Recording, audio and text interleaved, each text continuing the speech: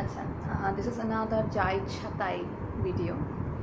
দেখা গেছে বরাবর আমি যখনই যে কোনো এক্সাম্পল দিই, মেয়েদেরকে পজিটিভ সাইডে রাখার চেষ্টা করি, কারণ আমি একজন মেয়ে এবং মনে করি মেয়েরা বাই বর্ন ইন জেনারেল অনেক সফট স্পোকেন, তাদের স্যাক্রিফাইস করার ক্ষমতা টেন্ডেন্সি আল্লাহ প্রদত্তভাবে অনেক অনেক বেশি।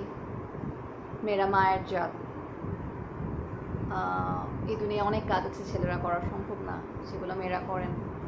এই রেসপেক্ট থেকে আমি নিজে মেয়ে বলে কিছু সফট কর্নার তো সবসময় থাকেই, সেখান থেকে আমি মেয়েদের সাপোর্টই সবসময় কথা বলি। আজকে যেটা হয়েছে যে এই ভিডিওটা this is for some girls, ছেলেদের ভিডিওটা না দেখলেও হবে। আপনারা ভালো বলতে পারবেন মেয়েরা যে এখন ফেসবুকের এখনকার যে কালচার চলছে তাতে গ্রুপ সিক্রেট গ্রুপের টেন্ডেন্সি খুব বেশি। আমাদের এখানে একটা মেয়েদের গ্রুপ, ওখানে একটা মেয়েদের গ্রুপ, এখানে এতগুলো আপ্পিজ, ওখানে এতগুলো আপ্পিজ অ্যান্ড অল। তো আমার এই আপ্পি কালচারের সাথে একটু অ্যালার্জি রয়েছে। কেউ কাউকে প্রেজ করব, প্রশংসা করব, অফকোর্স আমাকে যখন আননোন মানুষ প্রশংসা করে বা গ্রুপে মেয়েরা প্রেজ করে, একটা ছেলে না যত প্রেস করলে খুশি হই, একটা মেয়েকে প্রেস করলে ওই পাওয়াটা আমি মনে করি আর অনেক বড়। আমার খুশি 2 গুণ 3 গুণ 4 গুণ অনেক অনেক বেশি হই আমি সেখানে।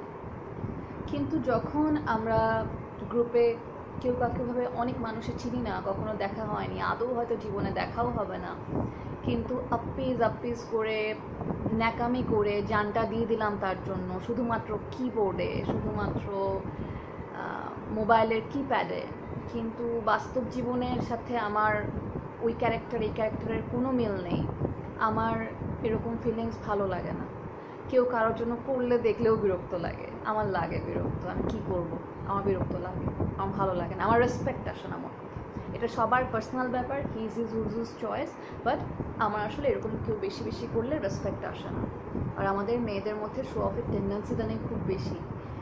ম্যাক কিনলে আমি একটু জাতে উঠে গেলাম, তারপর আরও পয়সা থাকলে আমি লাইম ক্রাইম কিনবো, কায়ালে কিনবো, এরকম করে খালি মেকআপ প্রোডাক্টস, তার ট্যাগ, তার ওয়াচ, এগুলো নিয়ে আমাদের জীবন। আমাদের কোনো ভালো কথার সময় নেই, সুযোগ নেই, কনস্ট্রাকটিভ না। কদিন আগে এক মা ফেসবুকের এক জনবহুল গ্রুপে পোস্ট দিয়েছেন তার বেবি, একটা পেট, বাসার যে পেট, একটা বিড়ালকে খুব জোরে জোরে থামথাম করে রাখছে, এটাই তার খেলনা। এবং মা সেখানে ক্যাপশন দিয়েছেন যে দেখো দেখো আপুরা, আমার বেবি কি করছে, and she is so proud of this. What is this? আপনার বাচ্চা অনেক গুল্লু গুল্লু, স্বাস্থ্যবান, মোটা, ভালো, মাশাল্লাহ মাশাল্লাহ, কিন্তু সে তো একটা প্লাস্টিকের টয় আর একটা বিড়াল যার জীবন আছে, তার মধ্যে তো ডিফারেন্স সে বুঝে না। তাকে সেই ডিফারেন্সটা বোঝানোর দায়িত্ব একজন মা, একজন বাবা, বা তার আশেপাশে ওই মুহূর্তে যে ফ্যামিলি মেম্বার থাকে তার। তো আপনি মা, আপনারই এই ব্যাপারে সবচেয়ে বেশি কনসার্ন হওয়া উচিত। 10 জন 10টা ভালো কথা বললেও আপনার ওই সময় পিটন দিয়ে বাচ্চাটা ঠিক করা উচিত। সেটা না করে আপনি সেই মুহূর্তটা রেকর্ড করছেন, একটা বিড়াল কষ্ট পাচ্ছে, রেকর্ড করছেন এবং আপ্পিদের মধ্যে ছড়িয়ে দিচ্ছেন যে ওয়াও, আপনার ছোট বাচ্চা কত ব্রেভ, কত এনার্জেটিক, কত মাশাআল্লাহ স্বাস্থ্যবান। তো একজন মা হিসেবে যদি আমাদের অ্যাক্টিভিটিস এরকম হয়, আই ডাউট যে, আই ওয়ান্ডার আমাদের ফিউচার জেনারেশনের বিবেক, মূল্যবোধ, কমন সেন্স কই গিয়ে গড়াবে। আই ডোন্ট নো, আমার খুব কষ্ট লাগে এগুলো দেখলে। আমরা ফেসবুকে টাইপ করার সময় সবাই অনেক বড় কিছু হয়ে যাই, যা ইচ্ছা টাইপ করছি, যেগুলো হয়তো আমার বলার যোগ্যতাও নেই, যেগুলো হয়তো আমি জীবনে কাউকে বলতেও পারবো না, কিন্তু টাইপ করার সময় যা ইচ্ছা টাইপ করছি। ফেসবুক কার্টিসি বলেও একটা কিন্তু ব্যাপার থাকে, আমরা এগুলো ভুলে যাই, জানি না বা আমলে নেই না।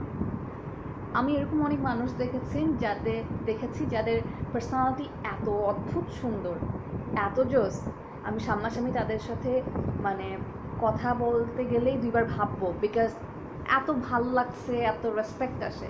বাট তার ফেসবুক অ্যাক্টিভিটিস, ফেসবুক স্ট্যাটাসের ধরন ধারণ বা কমেন্টের যে অবস্থা, সেটা দেখলে তার বাস্তব জীবনের যে পার্সোনালিটি আর ফেসবুক পার্সোনালিটি পুরো অপোজিট। আবার এরকম অনেককে দেখেছি খুবই সিম্পল, আমি হয়তো পাত্তাই দিব না, বাট তার ফেসবুক অ্যাক্টিভিটি, ফেসবুক আচার ব্যবহার, শিষ্টাচার এত অদ্ভুত সুন্দর, যেটাকে অটোমেটিক্যালি রেসপেক্ট করতে ইচ্ছে করে। এখন আমি ফেসবুক বা রিয়েল লাইফ কোনটাতে জাজ করব না, কিন্তু দুটার মধ্যে একটা সমন্বয় সাধন করাটা খুব ইম্পর্ট্যান্ট। আমি যা না সেটা আমি ফেসবুকে প্রচার করলাম। যাই হোক, আমার আজকের টপিক আসলে এটা না। আজকের টপিক হচ্ছে আপনারা যখন একটা মেয়েকে গালি দেন অথবা যে কোনো মানুষ সম্পর্কে ফেসবুক কমেন্ট করেন, গালি দিচ্ছেন, স্পেশালি গার্লস সিক্রেট গ্রুপে, আপনি কি আদৌ কোনো ঘটনা যাচাই বাছাই করেন? করেন না। একজন গালি দেওয়া শুরু করলো, আমরা হুজুকে বাঙালি, হ্যাঁ ও খুব খারাপ, ওরা তো এরকম হবেই, আমরাও গালি দেওয়া শুরু করলাম। এবং এমন লেভেলের গালি দিলাম, এত লেভেলের বাজে কথা বললাম, যেখানে আসলে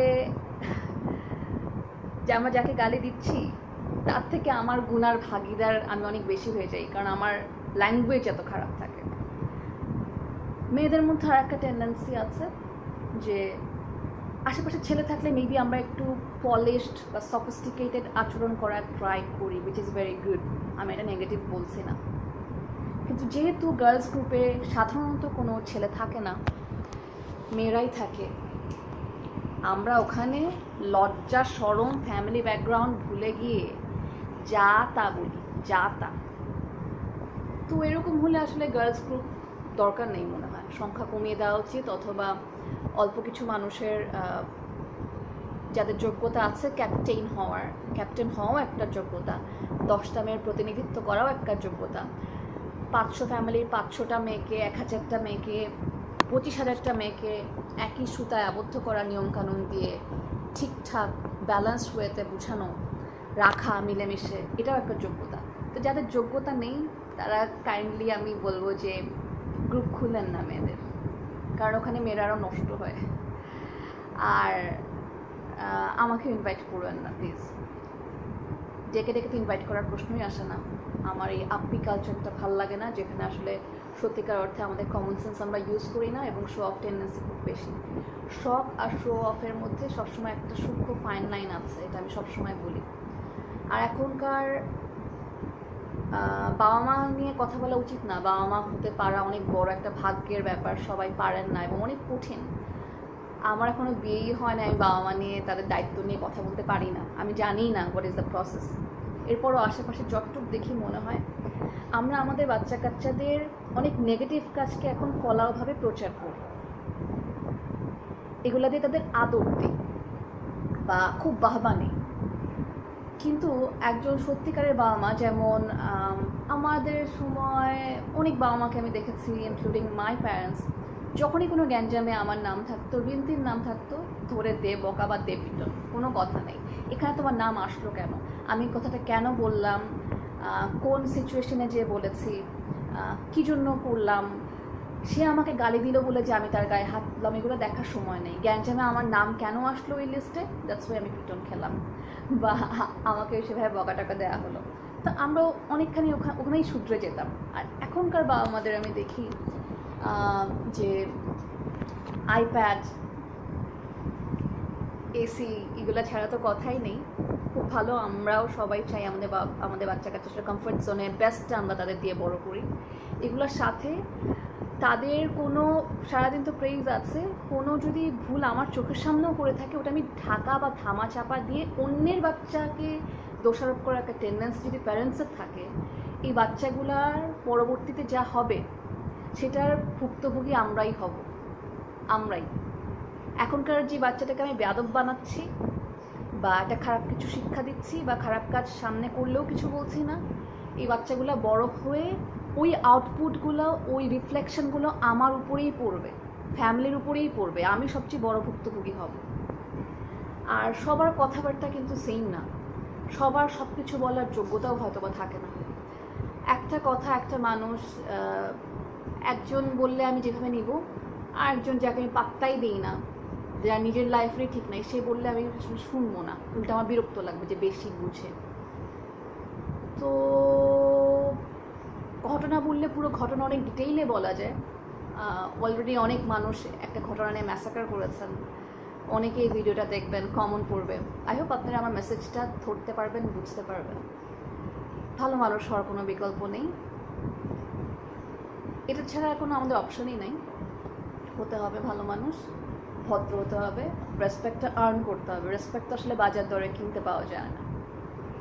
এনিওয়ে সবাই ভালো থাকবেন। আর যেহেতু আমি আবার বলছি, মেয়েরা মায়ের জাত, আমাদের উপরের দায়িত্ব বা রেসপন্সিবিলিটি বেশি থাকে। একটা বাচ্চাকে বড় করার সময় একটা মেয়ের সবচেয়ে বেশি থাকে, একজন মা 24টা ঘন্টা কাছে থাকেন। তো নেক্সট জেনারেশন যদি আমরা ঠিক হতে চাই, যদি চাই, বারবার যদি অবাক না হই, কমন সেন্সওয়ালা জেনারেশন চাই, ভালো মানুষ জেনারেশন চাই, আমাদের দায়িত্বটা বেশি নিতে হবে আগ বাড়িয়ে। সেক্ষেত্রে আমার নিজের ভালো হতে হবে। এই তো আবারও অনেক লম্বা বড় ভিডিও করে ফেললাম, কি বলেছি জানি না। সবাই অনেক ভালো থাকবেন। Thank you.